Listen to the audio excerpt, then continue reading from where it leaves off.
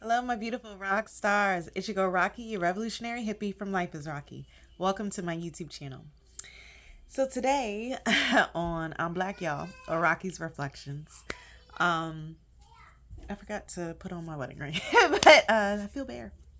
But I, in a fun full circle moment, stumbled up. So I reserved these two books,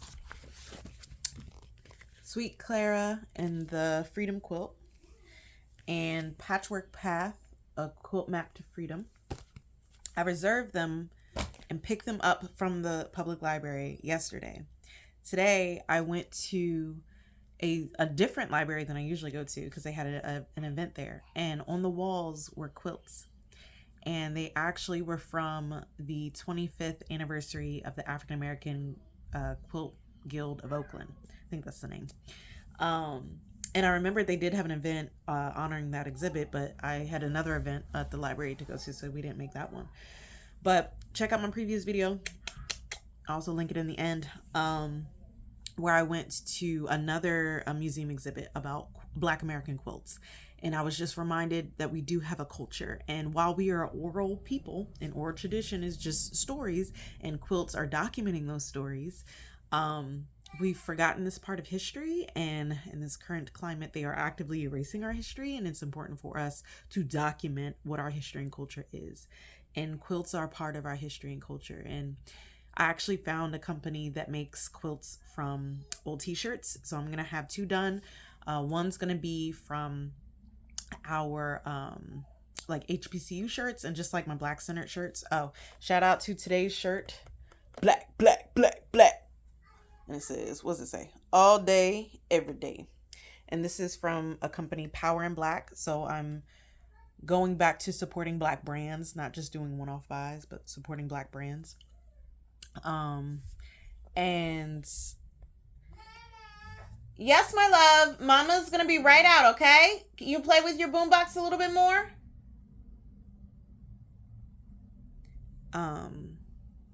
Power and Black, check them out.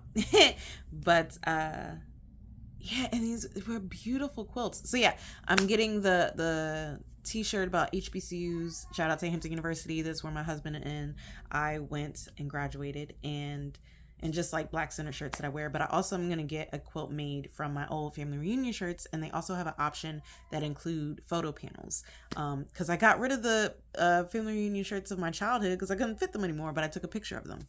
So I want to include that in the quilt and be able to pass down the quilt, as well as pass down my husband and I's jumping broom, because I do think, yeah, our descendants need to know, and it needs to be documented, and that we do need to pass down our history and culture, because again, we can't leave it to anybody else, and having it published as well is a great way for other people to find it so it doesn't get lost. So that's this video and my whole channel. That's my blog, Life is Rocqi, on my website, as well as on my Facebook. But yeah, it needs to be documented, because they will actively erase and or take our history and our culture. So, oh, that being said, my husband and I went on a date to the Smithsonian's National African American Museum of History and Culture, and I got these door knocker earrings from the 90s. And that's another thing, is that we've received a lot of shame for our culture. And check out why is twerking shamed? Why are black American women shamed for twerking? And yeah, so we're shamed for a lot of our culture. So our earrings, our hair, our nails, our dancing, and it's like people of the diaspora, as well as on the continent, aren't shamed for their culture. But we are the only ones still living with our colonizers, right? So these are called ghetto until some white person adopts them and now they cool. Or our language isn't correct English, but now Gen Z has a whole language. I'm just saying, these are the things that I think about.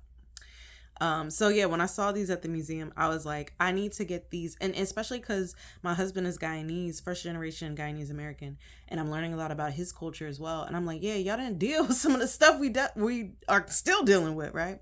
And then Beyonce had her Cowboy Carter tour that taught us about Negro cloth being jeans and how it was originally with us and stuff. Like, I'm just learning so much, and it was like a full circle moment of these quilts showing up this morning after I had already gotten the books. So, and then yeah, so this book in particular has the quilt code. Okay, so like the code that was actually used by enslaved people to make it to freedom. And like when I say actually has it, I mean the author of this book, Betty Stroud, worked in collaboration with the authors of the original book. So the original book, like the research book, was Hidden in Plain View, A Secret Story of Quilts and the Underground Railroad by Jacqueline Tobin and Dr. Raymond DeBard.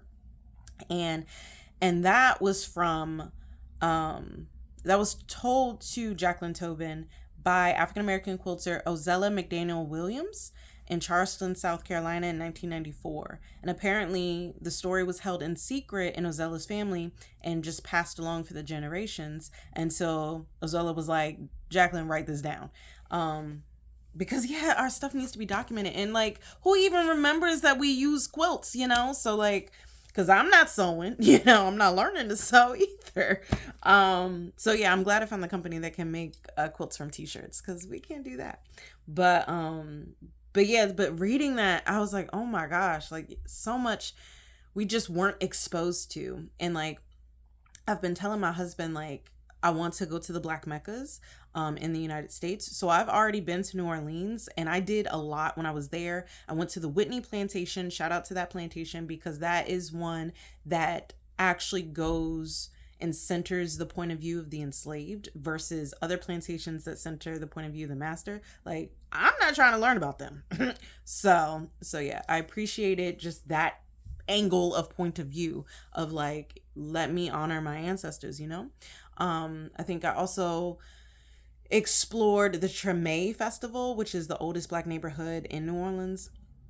Of course, I went to like the main tourist part, but a lot of it had been gentrified, and I was like, I'm not looking for this. So like, I specifically sought out like some, you know, Black owned restaurants and stuff like that. So I really appreciated my time there. But in like one of these, I think that the top, the black and white one, who that's from New Orleans. And then this one here is also from New Orleans, two art prints that I got there. And then of course I'm in Oakland, but I was like, I need to hit up the Black Panther Museum before I leave, because we're gonna move back east. So that part, although we've definitely knocked it out the park. We've gone to the Malcolm X Jazz Festival, we've gone to the Pan-African Festival, the Emoja Festival. They've had Juneteenth celebrations out here. Like we definitely been living up. But history wise, so that's more the celebration, the history aspect. I do want to make sure that I'm learning as well. So that's definitely want to go to Chicago. I specifically want to go to Harlem, specifically the Apollo Theater and the Dance Theater of Harlem. And then we just went to the African American Museum of History and Culture in DC, but I also want to be more intentional about the history of DC, like go-go music and things like that. We went to Ben's Chili Bowl, but they were closed, so we weren't able to experience that. I definitely need to go to Busboys and Poets, though. That needs to happen. Even though that's my association with that is Maryland, but I think it's in DC. I don't know. I gotta look that up. But yeah, let me know your thoughts in the comments below. What elements of Black history and culture are you familiar with? Especially stuff that we've forgotten, but also things that we can pass down and teach the younger generations, because schools ain't gonna teach them, you know? But anything else I want to say? I feel really in love with myself and proud of myself, of who I am, because this is how I've always been. I've always been in search of our history and culture and connecting to it. And, you know, for a long time, I felt like Black America didn't have a culture just because it had changed through the generations. It changed within decades. It changed within regions. But all of it is Black American culture. And then I was also like seeking out the continent, right? Connection to the continent. Until one day I realized, and I think it was after I got my DNA results from Ancestry DNA, I was like, I don't know that culture. I didn't grow up with that culture. So that's not mine. My roots are there. We can see the similarities, but that's not mine actively, right? Like I don't know anybody there,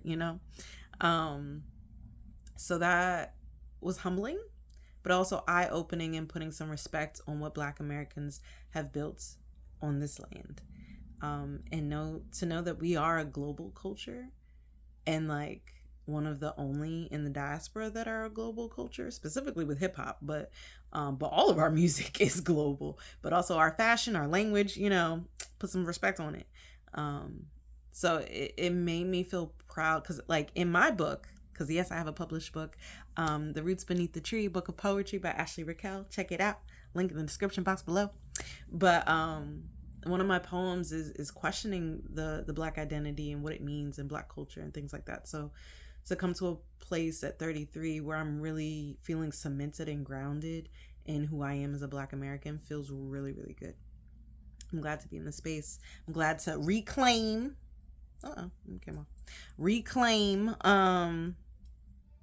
our culture, right? And they had this like on display in the museum, in addition to like being able to purchase, and they were saying like, because, and I will post the pictures from the museum on my blog as well, so again, check it out. It's in my website, manifestrealitieshc.com. But they were saying like, back in the day we didn't have wealth and stuff, although we did in a neighborhood today. But when we didn't, this was us making ourselves feel good about ourselves.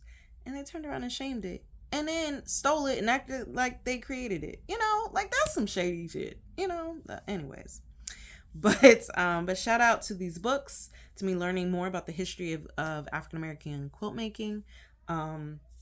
Shout out to the quilt makers who are in Oakland, California, as well as the Second Great Migration, for which those stories are documented in the quilts that I've been exposed to with these exhibits. And I'm just excited to learn more about us. And I also want to point out, so a couple of my paintings.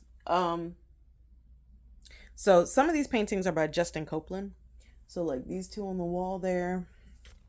And then I don't know if you can see that one. The top one is Pardon My Fro.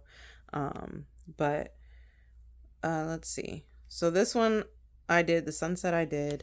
And then this one over here represented my pregnancy. And then this one here I did at Black Women's Art and Tea. And I'm staring at one that I did, and it has mud cloth on it. So I think I'm going to start using more mixed media in my painting. Just as a way to document more. And I'm already planning out a painting for the Black American flag. And just, being a part of the story that I share, I think it's necessary to document our story. It's one thing to just pass it on orally, but with the way information is lost and the way AI is like, we don't know what's real anymore. Yeah, I think we have to